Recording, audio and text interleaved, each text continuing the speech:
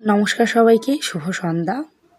অনেক ভিডিও করেছি, প্রচুর ঘুরেছি, যেহেতু প্রতিটা স্পটে ভিডিও করেছি। এই যে প্রচুর হরিণ ছিল এখানে, বিশাল বড় একটা পুরুষ হরিণও ছিল। তারপরে এখানে আরও ছিল ময়ূর, বিভিন্ন ধরনের পাখি, খরগোশ, তারপরে ছিল বানর। তো এই যে যেহেতু সময়ের স্বল্পতা ছিল, আমরা খুব তাড়াতাড়ি ঘুরে ফিরে বেরিয়ে গিয়েছিলাম, না হলে আরও একটু বিস্তৃতভাবে ঘুরতে পারলে আরও ভালো লাগতো। এই যে ভাগ্নে আর রিক্ত প্রচুর হাসছিল, কারণ এইটার সামনেই হচ্ছে একটা বানরের খোয়ার।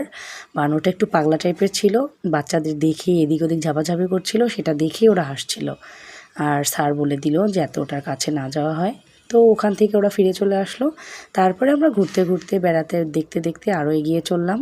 ওইখানে ছিল বড় এই যে ময়ূর, তারপরে ছিল ময়না পাখি, টিয়া পাখি, খরগোশ, আরও বিভিন্ন ধরনের অনেক অতিথি পাখি, ছোট ছোট আরও বিভিন্ন ধরনের পাখি, যেগুলোর আমি নামও জানি না।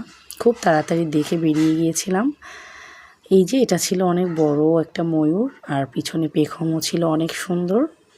আর প্রথম যে ময়ূরটা, এটা মনে হয় বাচ্চা ময়ূর, তাই পাখনাটাও ছিল না। এই যে ছিল ময়না পাখি, আর এই যে খরগোশ, কালো একটা খরগোশও ছিল। এই ময়না পাখিটার সাথে আমি একটু কথা বলারও চেষ্টা করেছিলাম।